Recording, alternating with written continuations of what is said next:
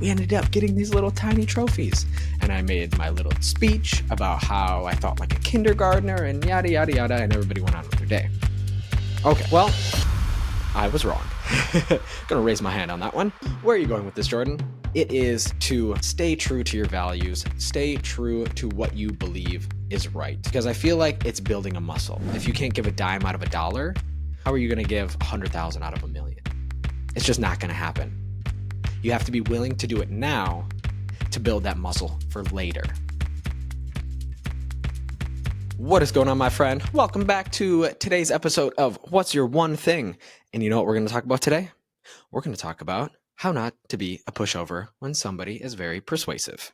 All right. Stick to your values. If you know it to be true, or if you believe it to be true, then stick to what you believe in. Do not be persuaded by somebody that is good with words. Now, I will give you the context of the story as somebody that is good with words and persuaded a group of people to believe me, or at least not stick up for their beliefs. Okay, where are you going with this, Jordan? Well, if you must know, I'm taking a leadership training course, because who would you rather be led by, me or your current manager? And in this leadership training class, we are doing, past tense, we did the marshmallow spaghetti stick challenge. For those of you that are unfamiliar with it, this is where you have a group of people and you are given one marshmallow, I believe 6 to 12 dry spaghetti noodles, a length of string, and some tape. You are given 12 minutes or a very short amount of time, and your job is to build the tallest tower that can support the marshmallow. There's some rules. It has to be freestanding. You can't be holding it. A couple of other things. Well, I had already heard of this challenge. In psychology, they talk about it a lot because they talk about how kindergartners constantly outbeat CEOs of companies in building the highest tower.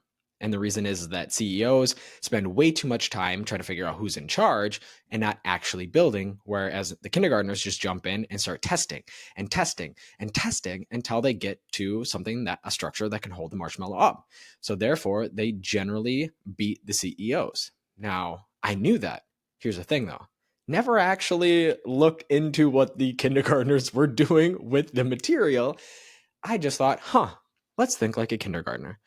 And I'm like, well, nothing in these rules that are on the board say you can't hang it from the ceiling. And we're looking around, and inside this room, there is a camera mounted on the wall. So we're like, great, let's build a base out of the spaghetti noodles. We'll tape the marshmallow to it, tie the strings around it, and we'll loop it over the camera, and we'll tape the string to the table. Boom, bada bang. We've got a base. It's freestanding. We're not holding it, and it is way above everybody else. Now, we waited until there was about 45 seconds left in the challenge. We moved our table over to the wall. Boom, hung it. Everyone's like, what are you doing? And clock runs out, and we're like, hey, clearly this is the highest from the table to the top of the marshmallow. Now, everyone's kind of groaning. They're like, come on, that doesn't count. And we're like, hey, nowhere in the rules does it say you can't do this. And everyone's kind of like, that just doesn't seem like it's freestanding. And even the instructor is a little bit, I don't know if that's true. But for every comment they had, I had a witty rebuttal. They would say this, I would say that. Did I believe it? Meh. Did they believe it? Meh. But nobody really pushed back. And you know what? We ended up getting these little tiny trophies. And I made my little speech about how I felt like a kindergartner and yada, yada, yada, and everybody went on with their day. Okay. Well, I was wrong. Gonna raise my hand on that one. I looked up the rules for the challenge, and it does clearly state that it cannot be affixed to the wall, ceiling, or anything else. Yeah, it turns out suspended is not the same as freestanding. But that's not the point.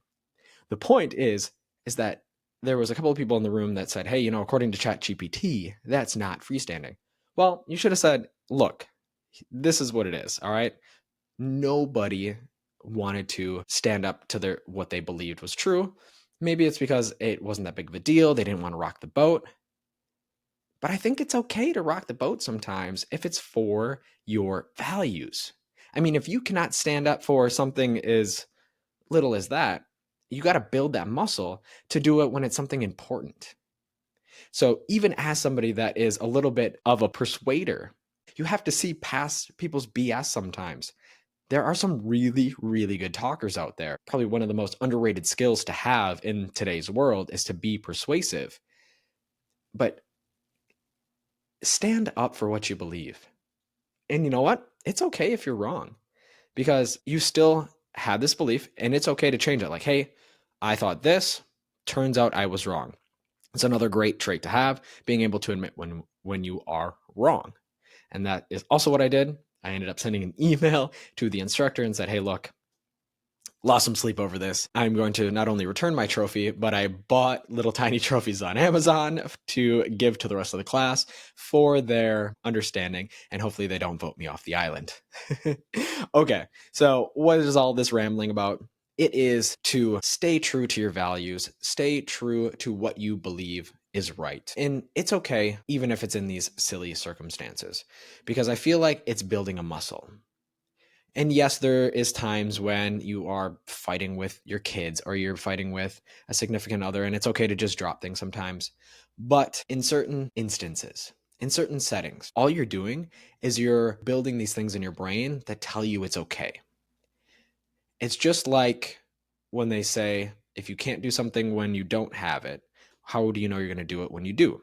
As an example, people say, oh, I'll tip when I have money, or I'll donate when I have more money. Well, if you can't give a dime out of $1, how are you going to give 100,000 out of 1,000,000? To be willing to do it now to build that muscle for later.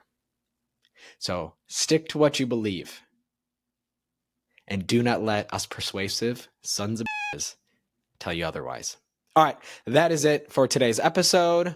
I love you. I want to hear from you. Okay, what did you think of that content? Was it terrible? Was it terrible advice? I want to know. I'm going to leave the Google form inside the show notes. Please tell me what brought you here. Why are you still here? What do you want to hear? Or just tell me how your day was. I'd love that so much. Oh, and if you can't see it, my shirt says "Peace out, Girl Scout." Peace out, Girl Scout. I don't know why I got really quiet.